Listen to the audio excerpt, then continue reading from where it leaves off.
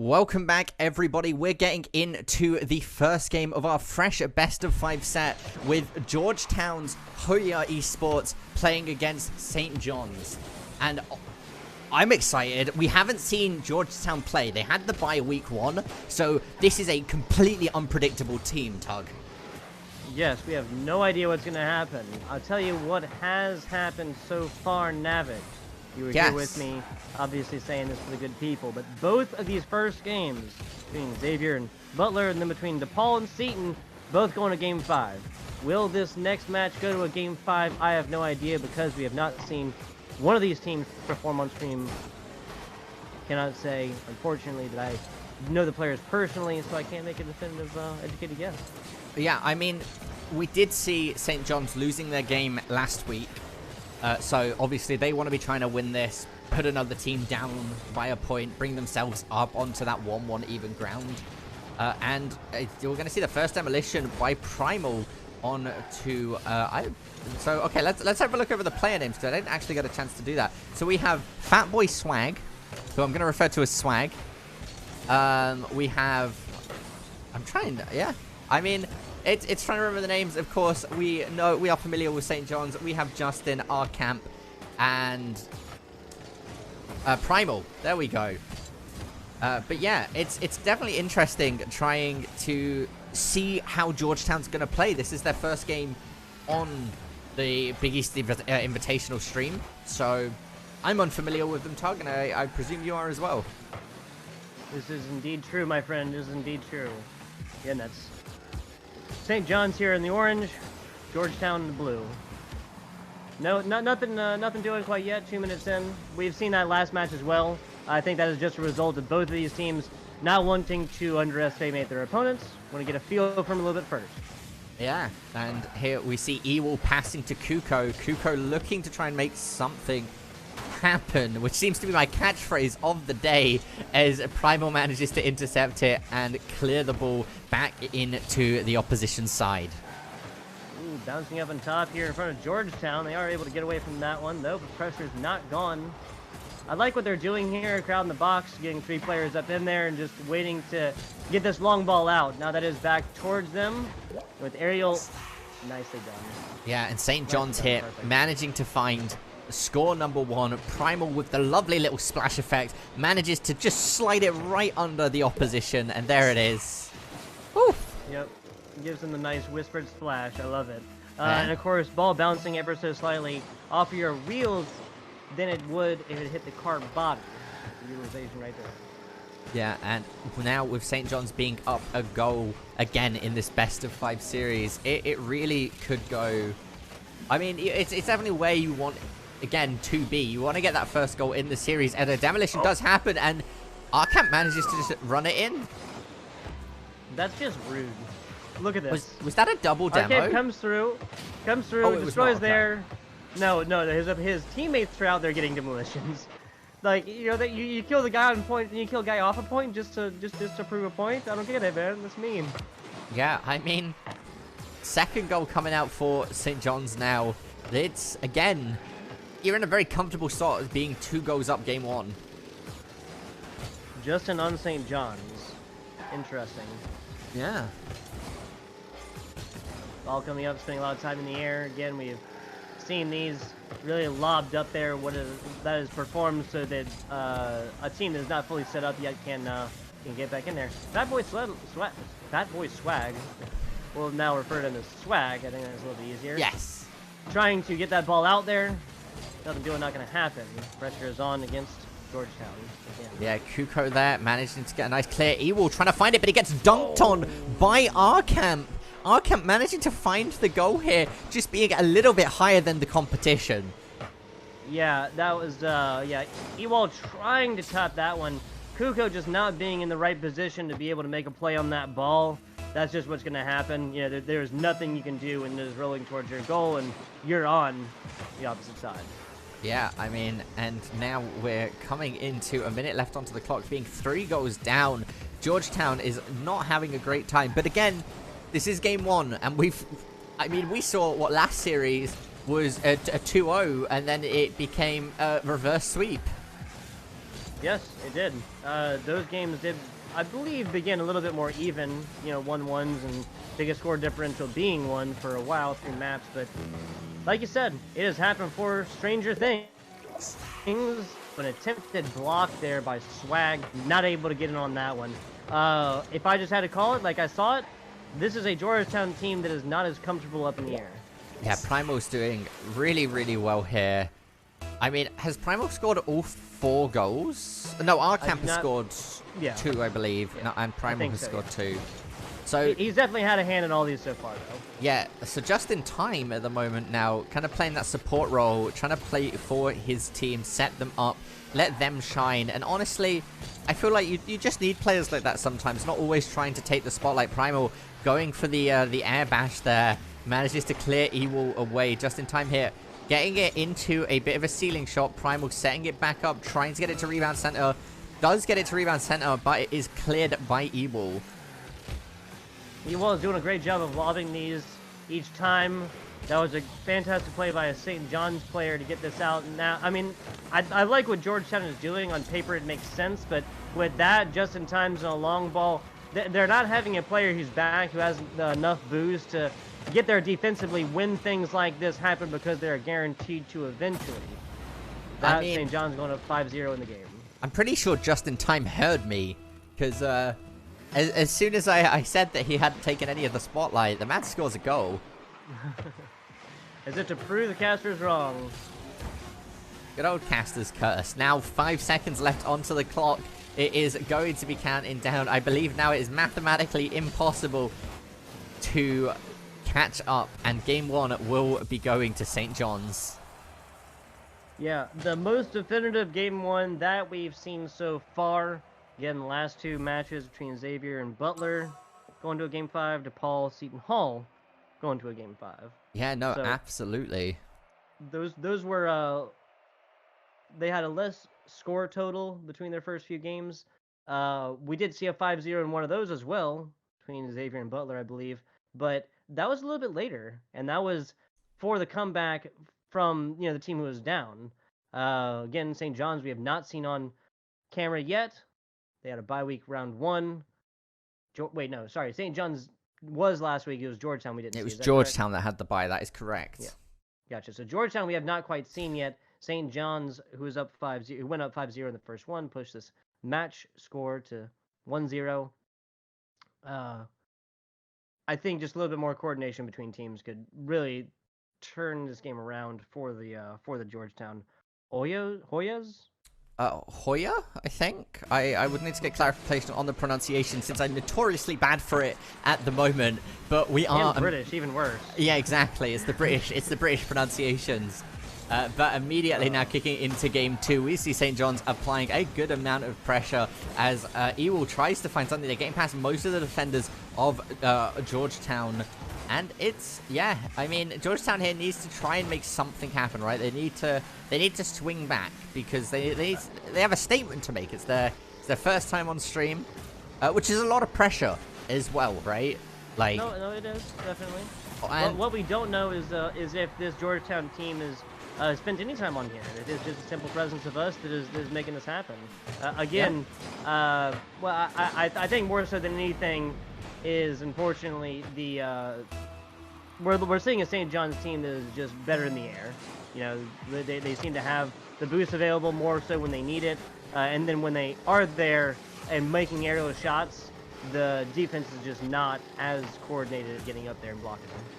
Yeah, I mean, and at the moment, it seems like, oh, St. John's, okay, like, setting it up, looking to make those connections, the good amount of communication and teamwork coming out there. The 50-50 is won by St. John's. St. John's getting it past a lot of the defenders. Ewell managing to clear it, though, before it was slightly too late here. He does get the ball. I mean, again, it just, the pressure's coming. Oh, my goodness. Kuko managing to make a fantastic save there. Yeah. What happened there? It looked like almost just spun around like a pinball, hitting every wall and then just happened to come out. I was not in a correct angle to see really what happened, but it looked like Kuko did something nasty there to get this ball out, and you know, a 2-0 lead is rough to come back from. Yeah, I mean, Oh, okay. All right. It looked like Georgetown were going to make something, going to make a goal there, but unfortunately for them, we did see St. John's getting a nice save. Now trying to clear it out of their side of the field, though, is the next task on St. John's list, as Primal manages to shimmy it past two of the opposition here, getting a nice aerial. Okay, playing it against the wall. Oh, okay, setting it up for the guillotine. Doesn't quite get the follow-up from his teammates, unfortunately. But that was a very nice show of just what you can do with the ceiling. Yeah, he had the time for it. I'm curious as to what that was, because teammates definitely had all the time in the world to try and set up there, and I believe they both had boosters. Not really going to be anything that could have taken your attention away from that one, but I love what Georgetown is doing so far. They've been playing on this ball a lot better in the past 2.5 minutes in this match. Now we're halftime through game 2. Yeah, and we see a follow-up by Arcamp. Arcamp's not going to be able to find it just in time. Is just in time as he is set up in that back, managing to be in the right place, right time to stop all of the momentum from heading towards their goal. Pressure now on against St. John's for not the first time, but one of the first times in this game. Big Bashes are really just sending this ball flying left and right. Perfect setup here. Oh, Ewell now managing to find a bit of momentum for his team. Unfortunately, it's immediately snuffed out by Primal. Yeah, and just like that, St. John's on the offensive again, and Georgetown trying to get this one out. I think the score total is just a result of, as simple as that, time of possession. We've seen St. John's have way more of it than Georgetown, and then they try and take it, and explosions happening everywhere like it's 4th of July.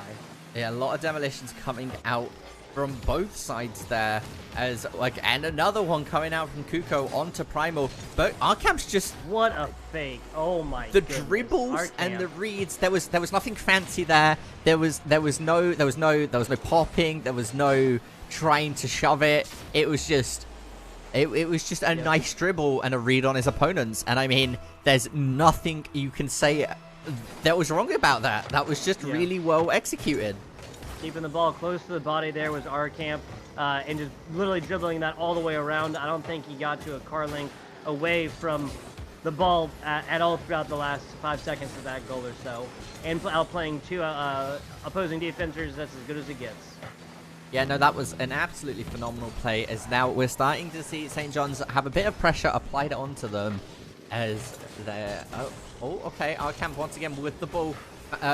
Swag there, clearing it for his team, getting it into the center field.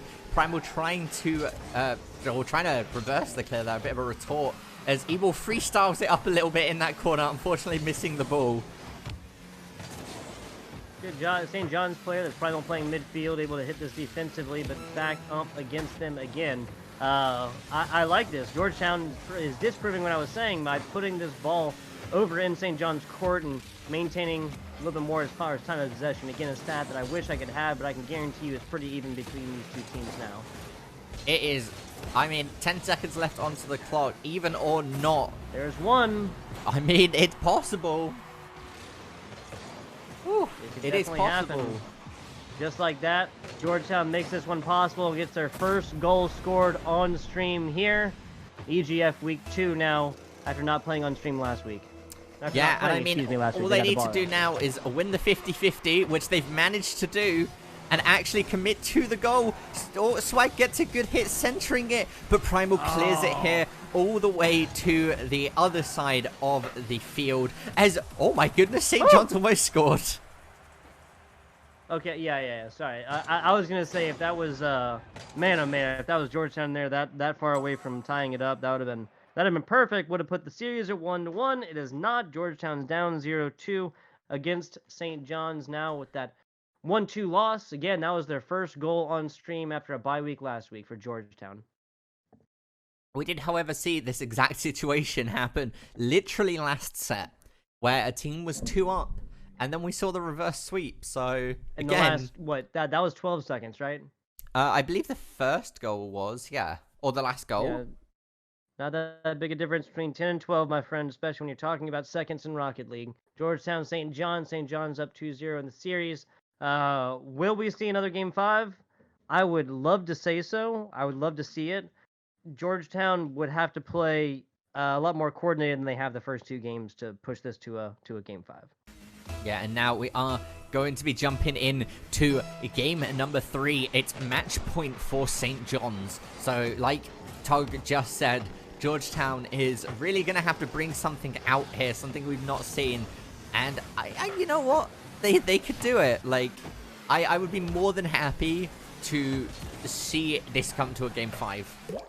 But Primal, I would love to see it as well. I would love it. Primal scores. St. John's, St. John's striking again. Primal being the prime operative on this team so far. We just saw him last 10 seconds ago, get a big hit to send us over onto Georgetown's side and eat up the rest of that time, thereby negating the possibility of a tie. Yeah, I mean, managing to clear that out and get that first goal is, again, the momentum that you want in any Rocket League game. As Evil sets it up for his opponent there. Fortunately, Kuko is there and manages to stop the momentum of Primal there. My brain just completely stopped working. It's just in time. Manages to find a second goal for his team. Not even 40 seconds into the game. Yeah, 2 scores, 40 seconds in. That is the St. John's that we've seen so far. Fortunately, that was a 5-0 first one, 2-1 victory in the game number 2. I would be surprised if they ran away with it much farther than this, but they have been showing dominance so far in this matchup.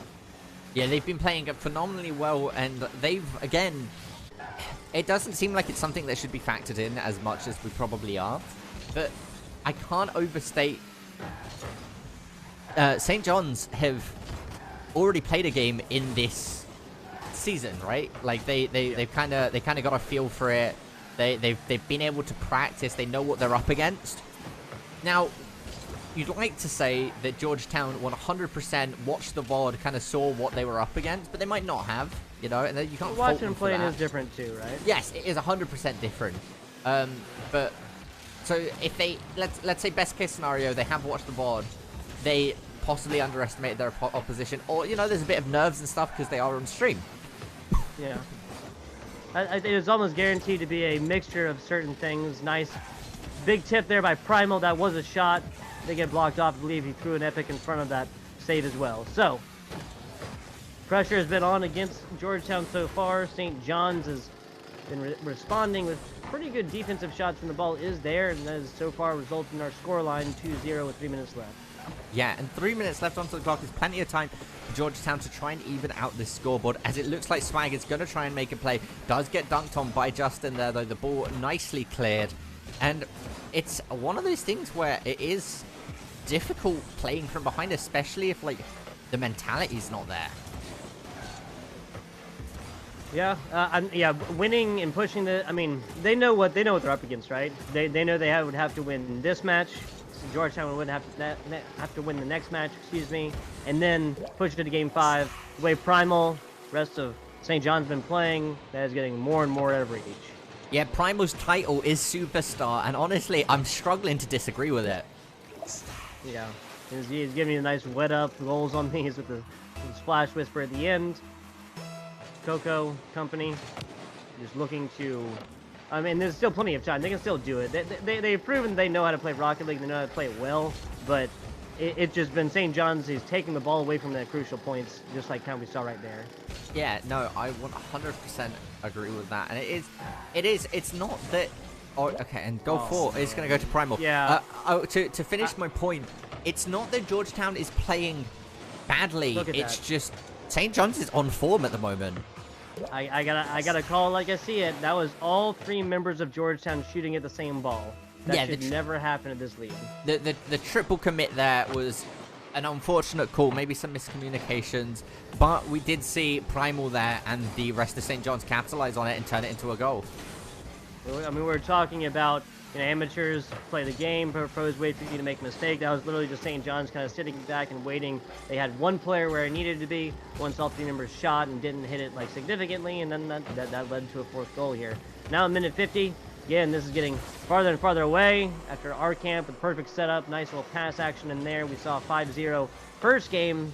That is what we're on par for again this game number 3.